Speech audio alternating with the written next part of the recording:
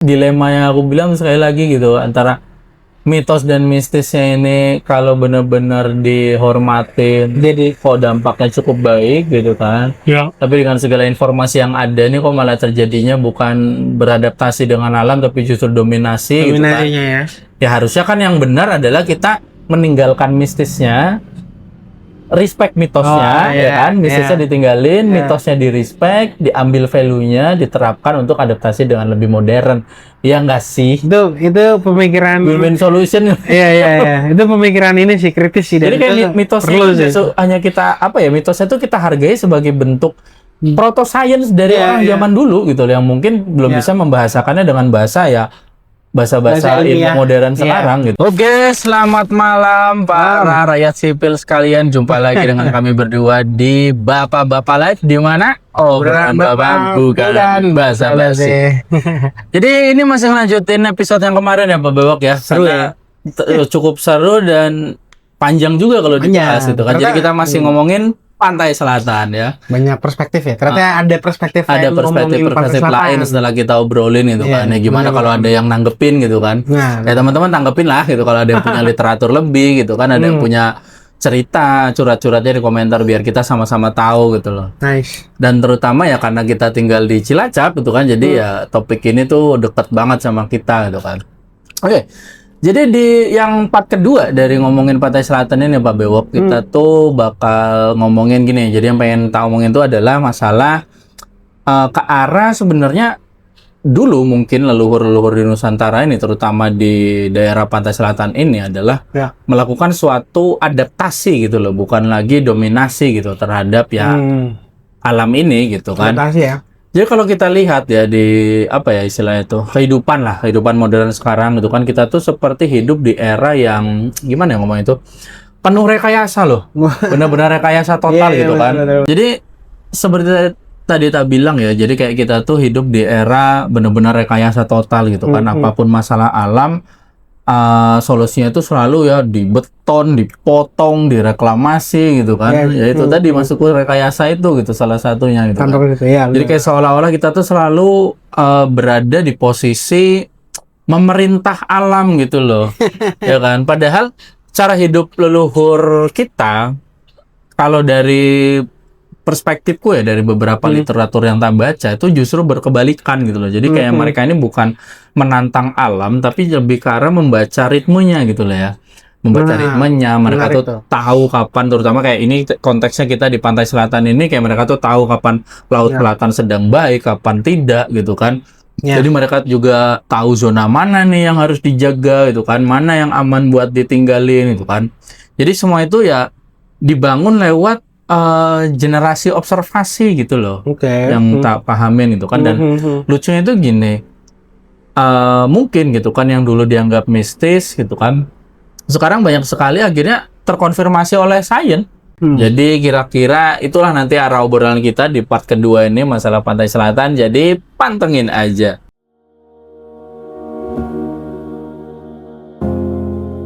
Oke, jadi kita mulai masuk nih Pak Bewok ke pembahasan pertama kita. Kita tuh kan sekarang hidup di era di mana manusia itu memaksa justru alam itu gitu loh yang menyesuaikan ke kita gitu loh. Bukan kita yang beradaptasi dengan alam gitu kan ya, kayak akhirnya ya banjir misalnya kita betonin gitu kan, kita tembok gitu, abrasi kita gusur gitu kan, seakan-akan ya solusinya tuh selalu dominasi manusia gitu loh. Itu yang agak jadi masalah gitu. Padahal dari sepanjang yang tak baca gitu kan, dari sejarah-sejarah yang udah tak baca gitu kan, ya leluhur kita itu dulu belajar justru hal yang sebaliknya gitu loh. Jadi bukan tentang menundukkan alam, tapi gimana kita ya tadi yang seperti saya udah singgung di openingnya. Jadi gimana membaca ritmenya gitu kan, dan akhirnya hidup selaras gitu loh dengan alam ini gitu kan.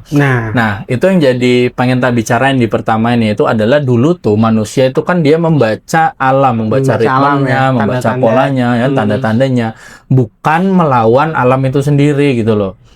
Kalau kita elaborasikan tuh gini Pak Bewok, kita masuk ke konteksnya, kita lagi ngobrolin ya leluhur di pantai selatan inilah gitu kan. Ya dulu mungkin orang yang di pantai selatan ini bahkan kalau kita lihat dari jejak-jejak sejarahnya itu nggak ngebangun rumah sembarangan gitu loh.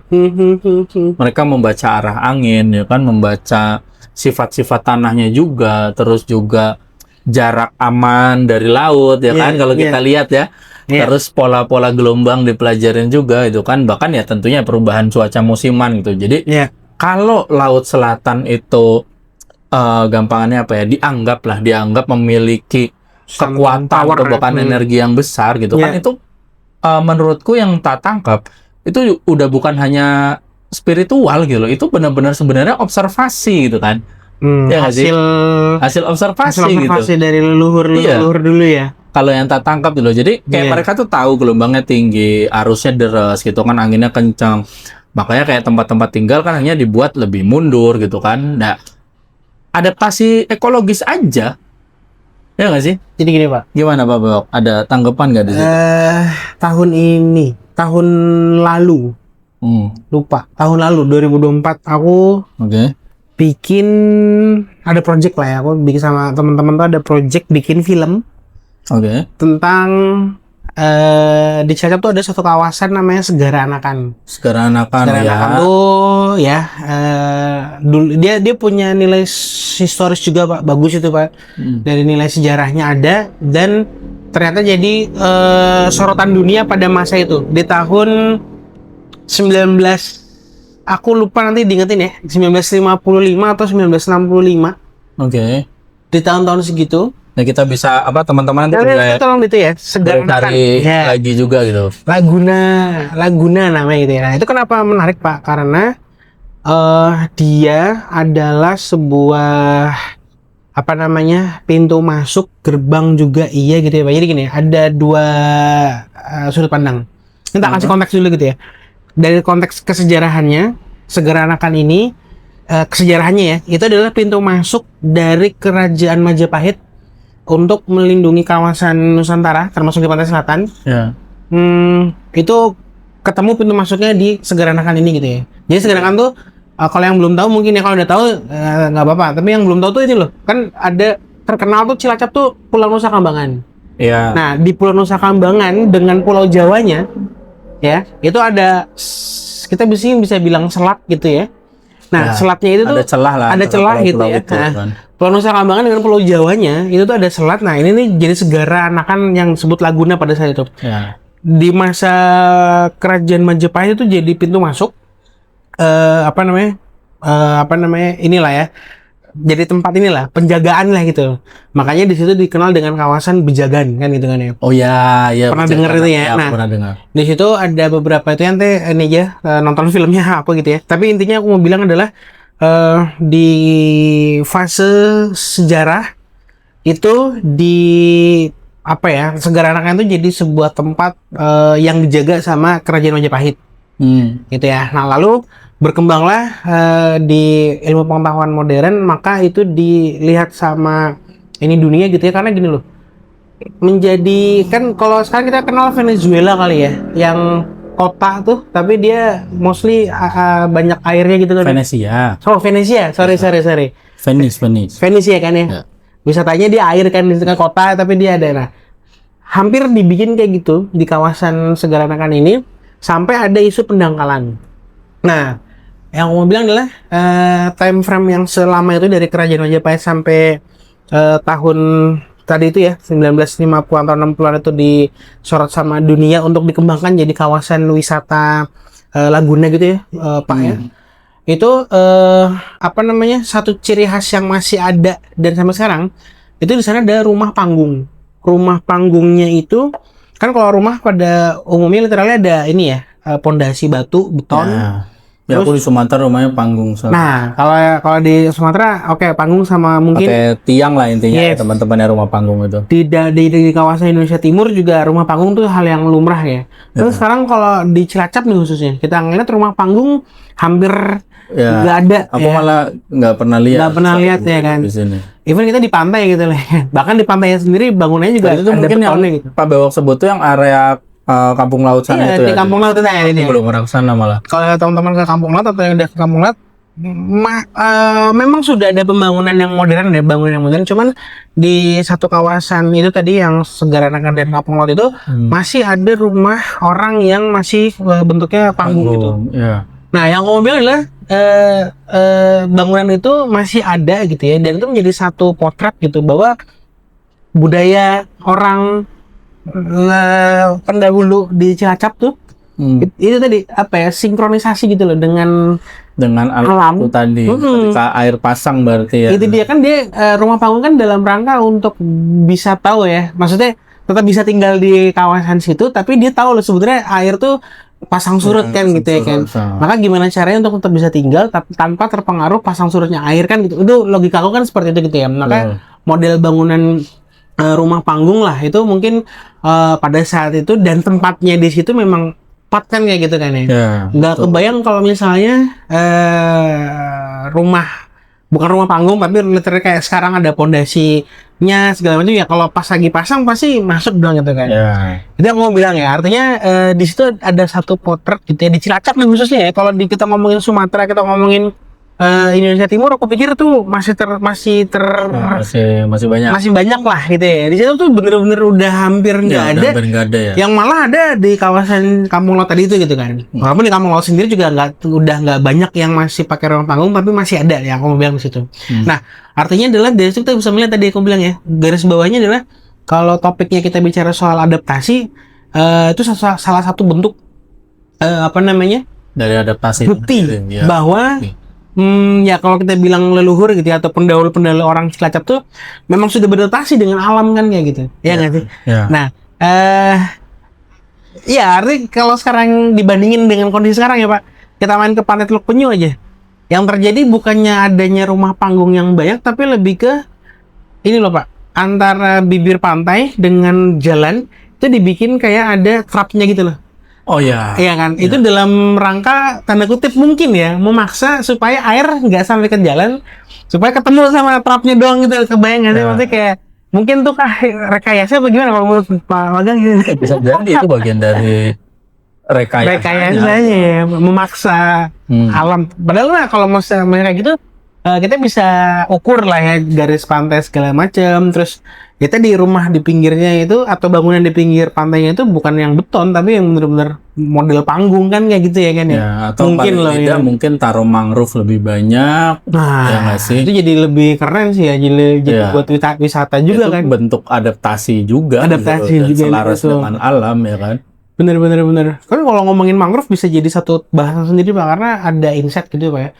Aku sama teman-teman tuh dikasih tahu nih kalau Cilacap tuh menjadi laboratorium mangrove dunia karena kita di Cilacap khususnya Pak itu ada 200 lebih jenis mangrove.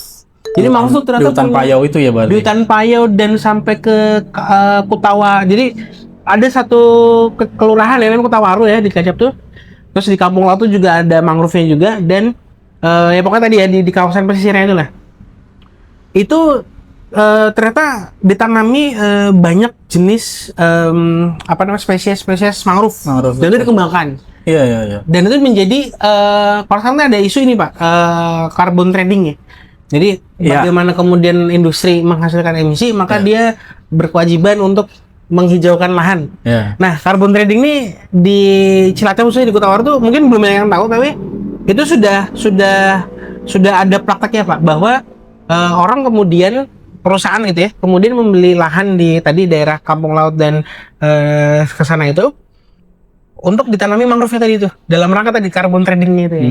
Nah, dari itu artinya adalah banyak tanaman mangrove itu. Nah, aku pikir kalau kita konteksnya adalah adaptasi ya mungkin itu salah satu upaya ya dalam mengembalikan pelestarian lingkungan dan seterusnya. Cuman ya itu akhirnya perlu dibuka lagi sih informasinya. Mungkin kalau buat mangrove kita bisa ngobrol sama yang ini nih, yang temanku tuh, aku punya temen tuh bisa ngasih insight lah di topik sendiri ya tentang mangrove. Betul. Tapi emang sih aku pernah dengar tadi siang sih bahkan baru sekilas gitu dari salah satu videonya Pak Bagus Mulyadi itu, memang benar Indonesia itu sebenarnya laboratorium hidup gitu loh untuk berbagai keilmuan gitu, terutama yang terkait dengan ekologi gitu kan. Iya. Ya malah sangat bagus kalau kita bisa memonetize itu gitu loh dengan tetap melestarikan Iya. alam gitu kan harusnya. Jadi gini, kalau yang bisa kita simpulkan dari pembahasan kita yang barusan itu, kearifan lokal itu bahkan ya bukan tahayul gitu kan sebenarnya gitu loh. Bisa Iya. jadi gitu kan, bukan tahayul karena itu malah justru sebagai apa ya, environmental data lah gitu kan, versi analog. Oke. Iya kan, itu tadi kayak misalnya oh nanti kalau di sini begini, lautnya begini, jangan begini, ya itu environmental data aja loh. Cuma Iya. mungkin seperti yang kita bahas di part yang sebelumnya, jadi kayak mungkin dibahasakan dengan cara konotatif seperti Bapak jelasin gitu. Mungkin itu yang lebih mudah gitu kan. Iya, iya, iya. Karena memang gini, eh kayak misalnya kita taruh gitu ya di suatu hutan gitu atau di gunung gitu. Coba aja kita taruh gitu kan, apalagi ini bukan gunung yang dipakai buat pendakian bla bla bla, itu emang gunung liar aja atau hutan liar. Dataran aja. tinggi lah ya. Nah, misalnya kita taruh di situ ya, tulisan jangan buang sampah di sini bla bla bla bla bla bla dengan ada ketentuan undang-undang bla bla. Yakin masih ada. Tapi coba taruh jangan buang sampah di sini nanti kuntilanaknya tersinggung. Mikir sih. Yakin orang Mikir deh. lebih banyak yang Mikir ya, takut mikir ya. gitu loh. Bener. Jadi kadang kayak menurutku tuh kayak serba salah gitu ya. Itu seperti yang tadi bilang di part pertama gitu kan. Kadang itu hal yang mungkin sering dianggap bodoh, dianggap primitif gitu, tapi Itu yang gitu-gitu malah membuat efektif. alamnya terjaga gitu. Ya, efektif dalam rangka menjaga alam. Iya, karena dengan segala pengetahuan yang ada, knowledge yang kita punya malah banyak yang tereksploitasi itu kan ada. Berarti ada yang salah di situ Ada gitu yang loh. salah di situ. Bukan berarti kita harus terus mempercayai atau mendoktrinkan apa namanya tentang penjagaan alam ini lewat mitos-mitos dan hal-hal yang mistis gitu kan. Karena mitos mistis ini kan ini ya. Kita kemarin ngobrolin bahwa ini adalah sebuah personifikasi dan proses yang panjang ya dari Iya, sebuah proses kebudayaan yang kan gitu panjang, kan ya. betul. Tapi ternyata gitu tadi pada masa itu dan pada masa proses kebudayaan itu terjadi itu malah efektif ya untuk bisa Iya, menjaga bisa jadi ya kan, bahkan ya sampai sekarang. sampai sekarang Ya, ya. Pak, maksudnya gini lah, nggak usah kayak yang hal yang besar seperti di part yang pertama kita bilang misalnya kita ada punya pohon yang mungkin di situ nanti banyak, mungkin kita takut ada ular, kita takut ada buahnya jatuh atau apa gitu kan. Iya. Terus ada anak-anak kecil, terus tinggal bilang aja jangan ke situ ada hantu. Dan itu selesai benar, loh. Itu benar. Tapi gini, kalau kita ngomongin alam ya Pak ya, dan itu aku kepikirannya itu adalah iya kan, alam dan adaptasinya gitu ya. Manusia yang beradaptasi dengan alam sampai akhirnya ada kalimat tadi kita ngobrolin manusia yang kemudian memaksa alam untuk kebutuhan atau keinginan sendiri kan. Rekayasa total. Rekayasa total. Nah, itu di Cilacap mungkin nggak, ya aku nggak tahu ya ada atau enggak, cuman di episode pertama kita bahas ya Pak, bahwa di bagian utara Ya, yang kotak-kotak yang itu ya. kotak-kotak itu ya pakai bambu itu Udah kejadian. Itu kejadian gitu, teman. maksudnya. Kalau yang belum tahu konteksnya bisa nonton di yang pertama itu kan, atau ya bisa cari beritanya, intinya ya kotak-kotak di laut itulah gitu. tapi itu ngeri banget nggak sih Pak menurut Pak Magang gimana Pak? Iya, Maksudnya buat aku mengerikan sih kayak gitu. sangat memaksa ya Sangat gitu kan. memaksa gitu loh. Sangat memaksa kan ya aku khawatir Demi keuntungan singkat dan ya sorry itu saya sesaat gitu. saat gitu ya kan? Sampai di gitu. Ya, aku khawatir ada nggak implikasi atau gimana ya? Ada nggak koneksi gitu ya antara kita merusak alam? Bisa nggak sih kayak itu dikatakan merusak gitu kali ya? Memaksa merekayasa lingkungan ya alam ya kan dalam rangka itu kemudian ini loh berimplikasi pada rusaknya alam dan akhirnya alam tuh menunjukkan kekuatannya kembali kan gitu ya kan? Iya, ya seringnya juga dalam mitos-mitos di negara manapun yang sering aku baca tuh ya, bahkan kalau kayak tentang hutan gitu kan, kalau hutan itu dihancurkan, maka nanti dewa sungai akan marah gitu loh. Oke, itu Dewa petir akan marah itu. mitosnya kayak gitu dan Banyak banget cerita-cerita kayak gitu. kejadian nih. Karena Iya, ya bener. volume air nggak ditahan lagi sama tanahnya karena ya nggak ada penahan. Ya penahannya kan akar-akar dari ekosistem hutan ini gitu loh. Penjelasan ilmiah Setahu gitu tuh kalau hutannya itu benar gitu kan, itu bisa nahan sampai 80% air curah hujan yang datang gitu loh. Jadi That's kalau nggak ada why, tuh ya. kehilangan ya 80% itu gitu kan ya benar-benar ya mau nggak mau akhirnya tanahnya ambruk. Iya, iya, iya. Oke, kita gini Pak Bewok. Ah. Terkait yang masalah itu tadi kan kita masuk lagi ke konteks gitu ya. Ya seperti tadi udah tak singgungan. Jadinya sekarang tuh kan paradigma itu berubah ya kan dari adaptasi ke justru dominasi gitu loh. Dominasinya. Ya hari ini tuh kayak manusia gitu kan dan sorry to say banget gitu kan sering banget terjadi di negara kita gitu kan. Ya manusia itu hidup dalam paradigma rekayasa total itu tadi gitu loh. Alam tuh dianggap jadi sekedar materi mentah, itu yang aku agak sedih itu kan. Materi mentah yang bisa kita bentuk sesuka hati aja gitu loh. Mulai deh, mohon maaf, reklamasi pantai, pemecah gelombang yang masif gitu kan, alih-alih memecah gelombang dengan hal alami seperti mangrove tadi gitu kan. Tambang pasir laut, ya kan. Terus juga ya pembangunan di zona-zona tsunami, terus juga ya apa ya kayak dibetonisasi aja nih garis-garis pantai ini tanpa ada suatu pembentukan ekosistem alaminya gitu loh. Nah, jadi kalau kita masukkan ke konteks kita di pantai selatan ini gitu kan, ataupun ya pantai lah pokoknya itu kan kayak manusia itu udah nggak ngebentuk apa bukan nggak ngebentuk ya nggak ngebaca bentuk pantai lagi loh, tapi dipaksa dirubah gitu. Dan bahkan kalau konteksnya kita konkretkan ya lebih detail lagi gitu ke pantai selatan ini gitu kan, ya laut selatan ini kan laut yang cukup tidak stabil ya, zona subduksinya aktif gitu kan, terus potensi gempa megatrust ada gitu kan, dan juga ya tekanan geologinya itu konstan gitu loh. Iya. Secara itunya. Ya artinya gini, sampai nanti akhirnya ada bencana, jangan-jangan itu jadi apa ya logikanya ya, kalau di dunia kita kali ya Pak ya, itu jadi bug ya. Kepikiran nggak? Jadi kalau bencana itu adalah sebuah bug yang akhirnya muncul, dan itu jadi alert gitu loh, buat notifikasi ke kita ini bahwa gerakan-gerakan kecilnya ya alert. Iya, kalau udah sampai kejadian bencana, wah itu udah error. Udah error besar ya. Udah rungkat nah, gitu. Masalahnya pada aware-nya tuh soal alat-alat kecil ini kan gitu kan ya. Nah sayangnya tuh banyak yang sorry to say gitu kan, kayak alat-alat kecilnya diabaikan kan. Perhatiin nggak berita beberapa terakhir ini ya, gunung meletus yang apa Semeru Jawa Timur, Merapi aktif, terus ya kan Gunung Slamet yang deket sini ini kan juga kan, aku nggak tahu ya, aku cukup lupa nih geografi di zaman SMA, cuman seingatku adalah karena kita di lempeng yang sama ini kan ya, itu kan apa namanya, satu beraktivitas dia apa ya, punya jalur yang sama lah, ikutan lah gitu ya kan ya. Nah, nggak mau ketinggalan. Betul. Nah, gerakan kayak gitu kan kemudian tadi ya ahli-ahli geologi ya, itu kan kemudian ngasih tahu soal tadi megatrust dan segala macam, itu kayak jadi satu rangkaian yang ini loh Pak, apa namanya, kayaknya bakal nyambung nih benang merahnya. Kenapa?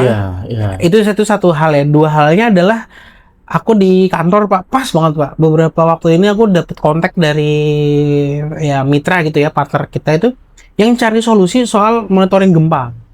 Dan tau nggak dia lokasinya di mana? Di Bandung. Which is di Bandung tuh ada itu Pak, sesar Lembang gitu ya kan, yang kan, yang patahan kayak gitu.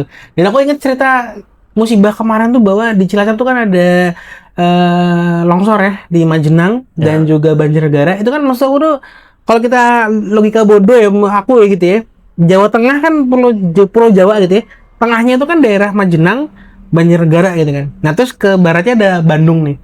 Bodoh-bodohanku adalah itu kan satu garis lurus ya Pak, satu garis gitu loh Pak ya.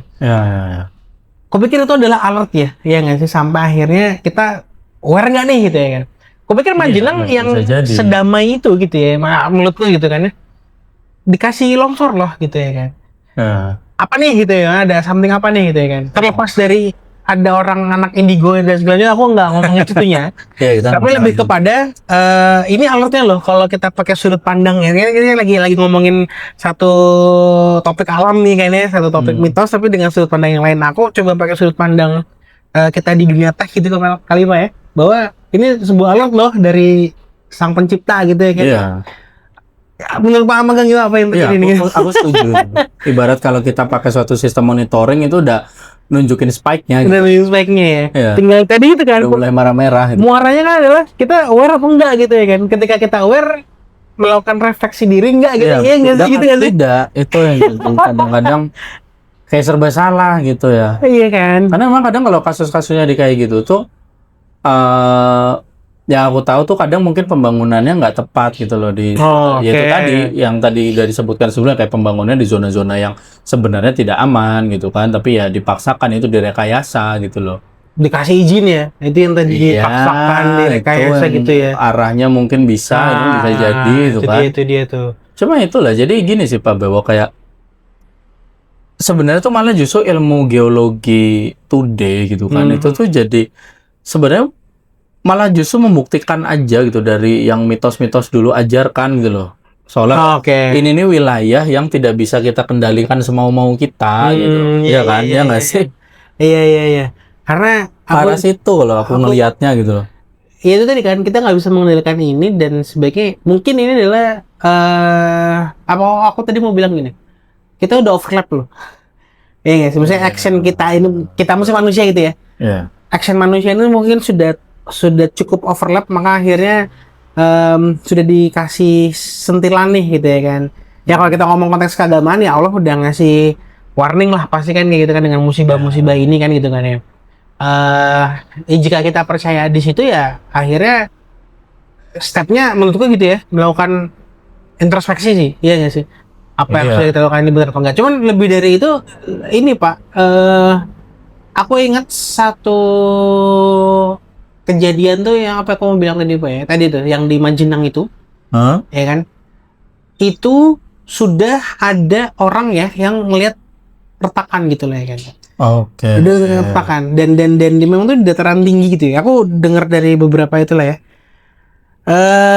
Apa namanya? Udah ngeliat retakan dan cukup panjang katanya kayak gitu. Cuman ya sudah ada tindakan Pak untuk ngungsi gitu ya, bahasanya gitu ya, di desa yang ada retakannya itu. Bang, kok darulah gimana yang kena musibahnya di desa yang lain. Jadi kayak beda lokasi gitu loh Pak. Yang retakannya di mana, yang ini ini yang ternyata parah gitu. Beritanya. Iya kayak gitu. Nah, yang aku mau bilang adalah tadi ya, segimana kita sudah beradaptasi gitu kan, atau mungkin keadaan yang memaksa, aku juga nggak tahu ya gimana. Cuman ya ternyata alam juga akhirnya punya kuasanya sendiri kan gitu kan, yang menunjukkan kekuatannya. Dan ini kalau kita kembalikan ke konteks pantai selatan tadi ya, mungkin saling berkaitan ya antara yang di darat dengan yang di laut kan gitu kan. Yang kejadian lainnya yang di darat loh. Kebayang maksudnya? Mungkin satu hari di mana kita nggak tahu kapan itu, yang di lautnya juga akan menunjukkan kekuatannya gitu ya kan? Gitu. Dan iya sih. Dan kalau inget ya, beberapa tahun lah yang lalu, aku harusnya masih di Jakarta, berarti di 2010-an tuh, aku lupa inget ya, nanti dikasih keren, ada gempa kan di pantai. Maksudnya di daerah Cilacap, Pangandaran gitu loh Pak. Dan itu aku baca ya di grup WA waktu itu tuh, orang-orang waspada karena melihat air surut gitu ya kan. Tapi ternyata memang tidak ada peringatan dini tsunami sih memang. Cuma maksud aku, siklusnya udah mulai jalan lagi nih gitu ya kan. Nah maksud aku adalah, kita nih udah di era yang kayak gini nih, indeks ekonomi kan kalau kata orang-orang gitu kan. Menurut Pak Magang, apa nih yang mesti kita persiapkan nih dalam rangka tadi konteks untuk beradaptasi gitu ini? Kalau aku sih ya, kalau ngelihat dari pantai Cilacap ya,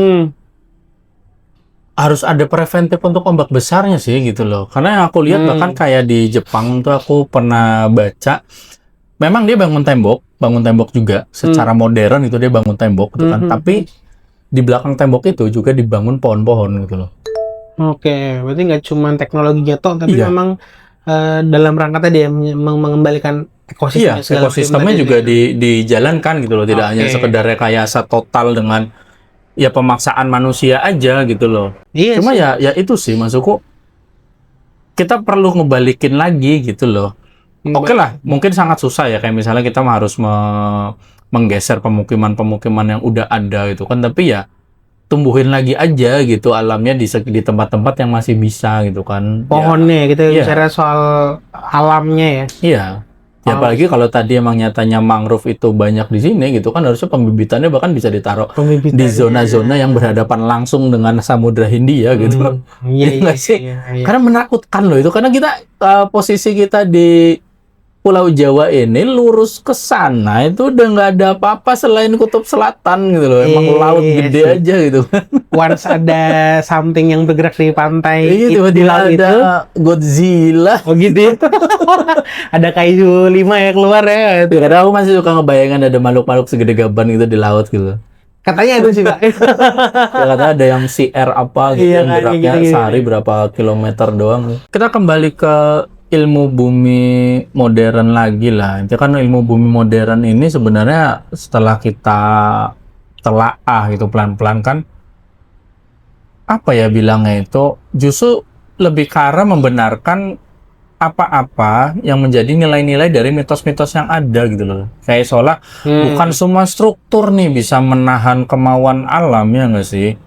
Struktur-struktur yang hasil rekayasa manusia gitu loh.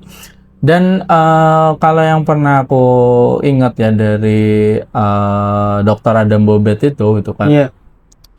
Kalau nggak salah itu kutipannya adalah the geological science gitu kan, emerged through religious cosmological practice gitu loh. Oke. Jadi gampangannya tuh gini, bahkan kayak misalnya ritual gitu kan, bahwa bentuknya ada larung saji, ada labuhan gitu kan, ada yang macam-macam lah. Itu kan seperti kayak sekedar memberitahukan kalau ada suatu pantang gitu untuk masuk ke area tertentu gitu kan.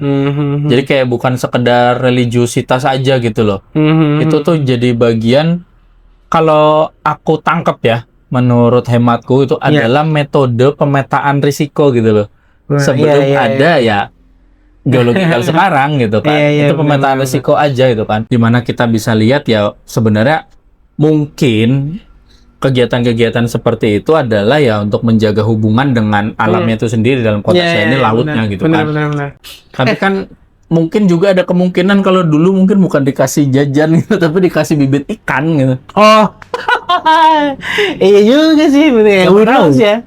Who knows gitu ya? loh. Dan mungkin karena keadaan yang berubah jadi terdistorsi, jadi lain. Sampai tahu itu hanya diturunkan ritualnya. Yang mungkin salah itu hanya menjalankan ritualnya tanpa pernah berpikir why-nya gitu loh. Mungkin ya, ini ya sorry to say, ini bukan lagi ofensif ya, kita lagi coba menelaah aja gitu, karena ada banyak kemungkinan gitu kan. Bahkan ya kalau teman-teman ada yang punya literatur lebih tentang ini, boleh banget kita dia kasih tahu di komentar gitu kan. Karena aku kadang menduga kayak gitu, siapa tahu dulu tuh emang iklimnya sangat-sangat tidak seganas sekarang. Jadinya hanya perlu dipantau di waktu-waktu tertentu, di tanggal tertentu bahkan mungkin gitu kan. Terus juga bentuk komunikasinya itu justru melestarikan lautnya gitu loh. Itu dia. Mungkin yang dilarung tuh adalah bibit rumput laut. Bisa jadi kan. Bisa jadi. Kita nggak tahu ya. Kita nggak tahu. Tapi harapanku harusnya pelestarian alam itu bukan pelestarian, maksudnya menjaga hubungan kita dengan alam itu dengan bentuk melestarikannya nggak sih? Itu esensinya kayaknya yang harusnya esensinya mungkin dari mitos-mitos yang ada gitu. Itu masalah gitu. Makanya artinya gini loh. Jika ya kan warga Cilacap kemudian lebih aware nih untuk menjaga kelestarian lingkungan kan, maksudnya di situ ya kan. Ini bisa jadi satu terobosan nih bahwa budaya tetap budaya tradisi tetap berjalan.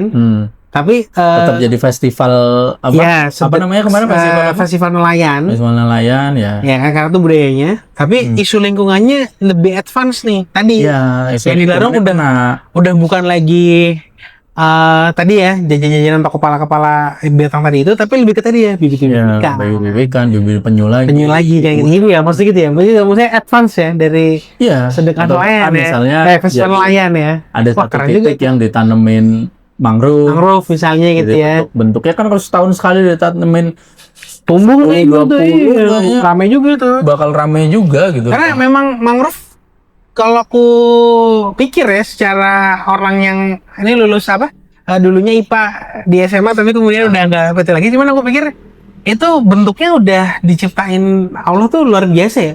Mangrove tuh kan punya buah tajam panjang ya. Jadi ketika dia jatuh tuh pluk, dia pasti akan langsung ke tanah nancep di tanah, di pasir lautnya itu kan. berkembang terus jadi lagi terus muncul lagi itu pluk Iya. gitu loh Pak. Jadi kayak nggak perlu orang buat nanemin gitu, tapi bener-bener dia bisa pluk jatuh gitu. Langsung jadi. Itu pernah ke Karimun Jawa nggak Pak Bewok? Aku sampai hari ini belum. Aku waktu itu sempat gitu kan, dipaksa kantor. Oke. Nah, saya bukan orang yang seneng jalan-jalan kayak gitu ya. Apa yang terjadi di sana?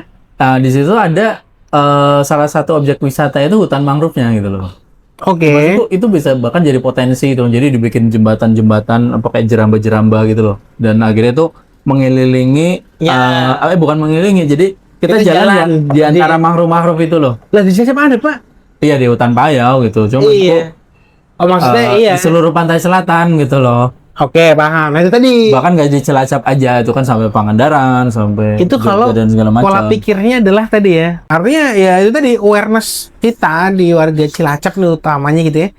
Untuk tadi bisa menumbuhkan, mengembangkan lingkungan termasuk mangrove itu sebenarnya menjadi potensi yang luar biasa dan konkret dalam rangka mengembalikan atau apa ya istilahnya tadi istilah Panggung itu adalah ini dengan alam itu berkomunikasi dengan alam Iya, itu. berkomunikasi dan hidup selaras. Hidup selaras dengan alam Ya, gitu kan ya. ujung-ujungnya beradaptasi. Ya kan sebenarnya kan kayak gitu kan. Ya, topik kita di yang pembahasan kali ini itu ya manusia itu udah terlalu mendominasi gitu. Mendominasi, Mana kayaknya ya, kalau benar, dari benar. mitos-mitos yang ada gitu kan, di mana pantai selatan ini ada ratu yang harus dihormati, ada ini. Itu jadi kayak sebenarnya bentuk adaptasi dan menghormati alam aja gitu yang aku lihat gitu kan. Daripada sekedar dominasi total dan rekayasa total ya kan. benar. Jadi gini Pak Bewok, kalau aku lihat namanya adaptasi itu bahkan jadi bentuk yang paling oke gitu loh dari kita menjaga alam Oke. ketimbang kita melakukan rekayasa. Ya rekayasa sih kalau secara yang positif ya bagus-bagus aja itu kan. Yes. Tapi orang dulu kan nggak se-advance kita dalam merekayasa gitu Iya, kan. iya, iya. Belum ada teknologi-teknologi sekarang gitu. Nah, akhirnya mereka beradaptasi aja gitu loh. Jadi kayak misalnya ya ketika kita adaptif gitu kan ya kita membiarkan ekosistem berfungsi gitu kan, Ya. menghormati zona alami yang mungkin dulu zona-zona alami ini dikasih pantangan-pantangan yang bikin orang takut takut dengan gitu ya. personifikasi apa Ya. gitu kan. Benar, Padahal itu hanya sekedar untuk menghormati suatu zona alami itu kan, dan tidak memaksakan landscape berubah. Itu yang ya udah terjadi gitu kan, banyak di yang kemarin diceritain Pak Bewok waktu di part yang pertama gitu kan. Iya. Dan tentunya juga mengakui batas kemampuan manusia gitu loh ya kan. Iya, benar. Jadi saat kita tuh memaksa alam itu tunduk ke kita gitu kan ya, akhirnya alam itu akhirnya merespon kita itu dengan abrasi, banjir, badai ekstrim ya kan, ekosistem yang rusak gitu kan, longsor, lautnya maju ke kita gitu kan, iya, tanahnya hilang gitu kan. Karena ya kalau kita ngelihat ya aku sepakat sih Pak, bahwa tadi ya aku bilang aku masih pakai sudut pandang yang alam tuh ngasih alert-alert kayak gitu ya. Ya, ngasih tanda. Ngasih tanda lah gitu ya. Bahwa BMKG gitu ya, ataupun BPBD, BMKG sih ya akhirnya yang itu yang sering ngerilis itu loh. Cuaca ekstrim segala macam gitu ya kan.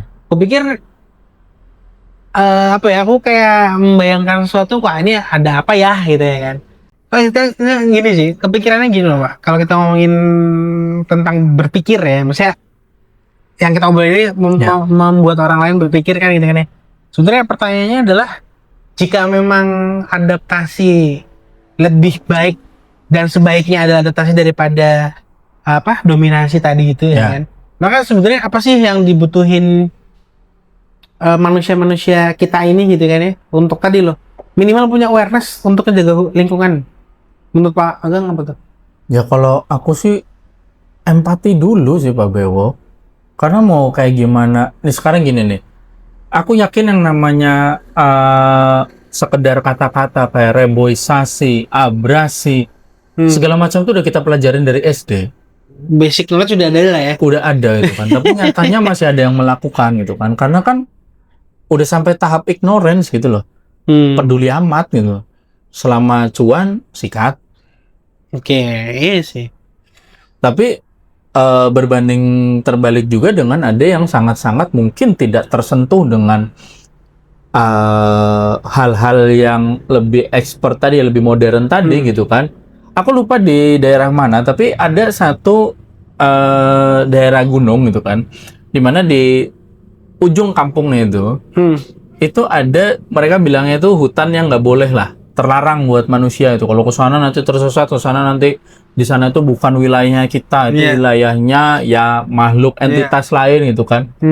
Tapi jadi itu hutan itu tidak disentuh. Restricted Dan dilihat dari drone atas hutannya benar-benar ya hutan gitu, nggak ada bolongnya sama sekali gitu kan. Sementara kalau aku turun di kampung gitu ya, di Sumatera gitu, di kampung itu ya dari atas pesawat mau turun tuh banyak banget kelihatan kotak-kotak coklat itu. Itu lah kebun itu kan. Iya. Bahkan belum jadi kebun baru ditebang. Oh, baru dibuka lah gitu ya. Ya itu yang menyedihkan gitu loh. Empati ya, nah itu Pak, Bapak-bapak ya, teman-teman yang lain berempati nih. Iya, harus berempati dulu gitu. Karena kebanyakan tuh karena ignorance gitu loh. Kayak sebenarnya harusnya pengetahuan itu udah ada nggak sih? Kita diajarkan, oh kalau laut begini nanti terjadi abrasi bla bla bla. Kalau ekosistem laut habis nanti begini begitu gitu kan. Makanya harusnya kita ya jaga ekosistem sedalam-dalamnya itu kan, terumbu karangnya, ikannya kayak kepitingnya kayak apa, mungkin ada Krusty Krab di situ gitu kan. Siapa tahu gitu ya. Siapa tahu gitu. Tapi kalau ngomongin Krusty Krab ya kan sebenarnya nah ini ngomongin simbol lagi nih Pak. Bahwa film SpongeBob ya, di luar isu apa namanya Nickelodeon itu inilah ya, support LGBT itu, yang aku mau bilang adalah itu sebenarnya kritik sosial sih. Bahwa aku pernah baca gitu ya. Krusty Krab itu adalah representasi ya, benda-benda di yang dihasilkan manusia itu sebenarnya dibuang di laut, dan itu jadi dasar laut ya kan, makanya di rumahnya kepiting kan gitu kan ya. Terus plankton, kenapa dia tinggal di ember, karena itu sekotor itu loh Bikini Bottom tuh, karena itu sampah-sampah dari manusia di bumi apa di darat gitu ya, dibuang ke laut ya. Jadi aku pikir dari film kartun aja kita dapat kritikan nih soal alam gitu kan ya. Nah maksudnya tadi tuh dalam rangka kamu juga empati ya, berpikirnya jangan cuma kartunnya lucu ya, tapi kayak ini kok ada plankton tinggal di namanya di ember ya kan, terus bentuk-bentuk ininya apa namanya bentuk-bentuk bangunan yang di sana tuh apa sih musiknya itu, kayak itu jadi berpikir juga gitu loh. Ekosistemnya kayak gitu. Kayak gini ya, Bikini Bottom kok kayak gini gitu kan ya. Seperti itu gitu. Itu ya, maksudnya itu jadi film SpongeBob itu juga sebenarnya kritik terhadap ekosistem laut ya, kalau menurutku sih kayak gitu ya. Jangan-jangan kalau Pantai Teluk Penyu didalami jangan kayak gitu kan ada SpongeBob. Oh iya, pertanyaannya lebih lanjut, kenapa ada spons di dalam laut kan gitu kan. Gini Bang, kita kembali ke ini ya. Jadi ya ini menurut hematku lagi ya, menurut hematku itu kan jadi kayak ya sebenarnya mitos-mitos terutama di konteksnya kita Pantai Selatan itu sebenarnya malah justru mengajarkan sesuatu yang sebenarnya tuh cukup modern gitu loh. Jadi ya bahwa manusia itu harusnya ya lebih ke arah mengadaptasi diri gitu pada alam aja gitu kan, bukan memaksa alamnya untuk mengikuti desain-desainnya kita gitu loh. Ya rekayasa tadi gitu kan. Jadi kalau ya daripada mendominasi, kita beradaptasi gitu kan. Ya beradaptasi ya, misalnya kita makan dari laut ya daripada habis ikannya gitu, kita ikut bibitin, kita kembalikan gitu kan. Iya benar. Ketimbang sekedar menghormati penguasa selatannya dengan disembah atau apa gitu kan. Ya mungkin justru mitosnya dulu ke arah situ, bisa jadi. Kita nggak pernah tahu itu karena untuk ini aku belum riset lebih dalam terkait itu gitu loh. Terus apa ya, maksudnya kalau kita paksakan gitu kan, ya yang apa ya, yang kalah itu bukan mitosnya gitu. Kalau kita paksakan namanya kita ya apa sih bilangnya itu, kita mau mematahkan mitos-mitos yang ada gitu dengan merusak alam ini, yang kalah bukan mitosnya, yang kalah kita sendiri. Kitanya sendiri sih ya. Misalnya oh ini hutannya angker, nggak percaya babat gitu. Ya banjir. Iya. Oh ini lautnya nggak ada tuh gitu, udah eksploitasi berlebihan gitu kan, nanti apalah terjadi, ekosistemnya rusak ya nggak sih? Jadi mereka juga kayak gitu kali, itu yang mereka rasakan itu kali Pak. Udah diwanti-wanti kan, wah hati bro, ini ada Ibu Ratu gitu, ayo kita buktikan gitu. Terus dia kerok segala macam gitu. wah aku jadi kaya itu misalnya loh. Tapi terus dia merasa nggak ada gangguan gitu ya kan, jadi kayak mereka dia tuh jumawa gitu loh. Mungkin ya ini pikiran liar gue aja sih. Dia nggak percaya mitos itu gitu loh tentang gitu ya kan. Itu makanya kadang dilema yang aku bilang sekali lagi gitu, antara mitos dan mistisnya ini kalau benar-benar dihormatin, jadi kok dampaknya cukup baik gitu kan. Ya. Tapi dengan segala informasi yang ada ini kok malah terjadinya bukan beradaptasi dengan alam tapi justru dominasi gitu kan. Dominasinya ya. Ya harusnya kan yang benar adalah kita meninggalkan mistisnya, respect mitosnya, ya kan? Mistisnya ditinggalin, mitosnya di respect, diambil value-nya, diterapkan untuk adaptasi dengan lebih modern. Ya nggak sih? Itu pemikiran Win-win solution. iya. Itu pemikiran ini sih kritis sih. Jadi kayak mitosnya perlu itu sih. hanya kita apa ya? Mitosnya itu kita hargai sebagai bentuk proto science dari orang zaman dulu gitu, yang mungkin belum bisa membahasakannya dengan bahasa Bahasa ilmu ilmiah. modern sekarang gitu kan, yang sekarang mungkin kita sebut dengan sains, dengan ilmiah gitu kan. Ada yang mau ditambahin lagi nggak, Pak Beo? Ya akhirnya apa yang dilakukan teman-teman Greenpeace, Pandawara, itu aku pikir Kemarin ikutan nggak Pandawara di situ? ikut nyebarin informasi sih. Aku nggak ikutan Nggak aksinya ikut ke sih. pantai. Nggak ikut ke pantainya. Yang itu aku mau bilang, usaha itu adalah teman-teman ini adalah yang aware dan berempati ya terhadap kelestarian lingkungan. Dan ya aku pribadi sih jujur dalam rangka upaya kelestarian lingkungan itu aku bergabung di komunitas jejak jelantah yang kita minimal itu tidak membuang minyak jelantah ke lingkungan ya, tapi kita olah lagi. Itu yang kami lakukan tuh di situ. Ya ini dalam rangka tadi menjaga lingkungan sekitar kita minimal di situ ya kan, karena aku tahu aku nggak punya power yang sewah itu, tapi akhirnya kita berkomunitas gitu ya, yang tadi aware soal daripada ngerusak lingkungan rumah tangga kita sendiri nih, ya kita rawatlah itu lingkungan dengan cara minyak jelantah jangan dibuang sembarangan. Itu yang pertama. Yang kedua, akhirnya aku juga lagi piara ayam nih Pak, supaya sampah rumah tangga ini nggak jadi isu juga ya, bau dan lain-lain. Jadi aku punya ini tuh, aku belajar gitu ya. Akhirnya kita ngasih sampah tuh maksudnya sampah sisa dapur gitu ya, ke ayam, tapi ayam ngasih telur gitu. Ya itu dia aku bilang, jadi kayak itu beradaptasi dengan alam. Beradaptasi dengan alam. Nah itu langkah konkret kecil yang aku lakukan tuh sebenarnya di situ sih. Ya harapannya jika itu memang tadi ya yang aku tanya ke Pak Magang, apa sih yang sebaiknya kita lakukan, minimal berempati lah. Nah mungkin caraku bisa jadi salah satu role model, atau mungkin bisa diikutin sama teman-teman kan gitu kan. Teman-teman punya cara yang lain yang lebih masif atau keren juga sih. Gimana beradaptasi dan ya kita menghargai dan respect sama alam ini gitu loh. Terserah mau pandangannya alam ini dikuasai Tuhan yang Maha Kuasa ataupun ya mungkin ada yang beranggapan dengan suatu entitas tertentu gitu. Yang penting dihormatin lah. Kalau aku tuh sekarang kayak minimal itu deh. Minimal itu dulu ya. Dan nggak sama sekali gitu loh. Iya benar. Tapi gini ya, yang mitos Pantai Selatan gitu kan. Sebenarnya kalau kita benar-benar dalemin gitu ya, bahkan ya nggak sampai dalam banget aja gitu, value-value itu bisa kita tarik. Sebenarnya bukan sekedar cerita untuk bikin kita merinding, kita ketakutan gitu loh. Tapi itu bahkan ya sekedar bukan cuma sekedar legenda gitu loh. Iya, benar. Itu lebih ke arah ya sebenarnya pengingat gitu kan, yang secara mendalam bahwa ya kita nih manusia gitu kan, bahkan manusia modern gitu kan, dalam kesombongannya dalam tanda kutip gitu kan, sering lupa pada satu hal dasar gitu ya, kita bukan Tuhan gitu. Kenapa kita mau mendominasi? Itu fundamental sekali. Iya kan? Jadi ya alam itu bukan benda mati gitu loh. Alam bukan benda mati. Yang bisa kita otak-atik sembarang, kita ngotak-atik komputer aja panik gitu kalau meledak gitu kan, apalagi alam yang gede gitu. Jadi ya alam itu bukan resource nggak terbatas sih, ya nggak sih? Dia hidup, dia punya kehendak sendiri kayaknya, yang jelas, tapi punya ritme kalau kita lihat, dan jelas ya punya pemiliknya gitu kan, ada Tuhan yang Maha Kuasa ya, apapun yang teman-teman yakini sebagai Tuhan gitu.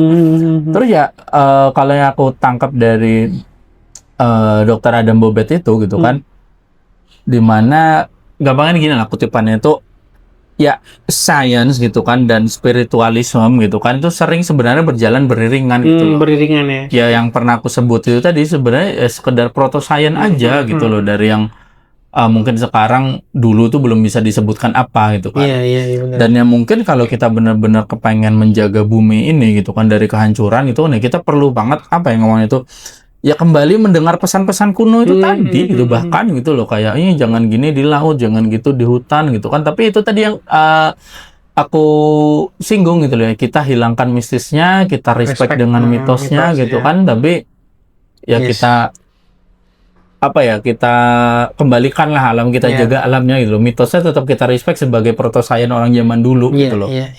Menarik. Jadi ya gampangannya ya bukan dengan dinding-dinding tembok beton, Tahun ya, bukan dengan tambang bahkan bukan dengan pagar bambu. bukan dengan teknologi semata lah gitu kan. Iya sih. Tapi ya dengan ya kerendahan hati kita, rasa hormat kita gitu Rasa kan, dan hormat ya kita. adaptasi.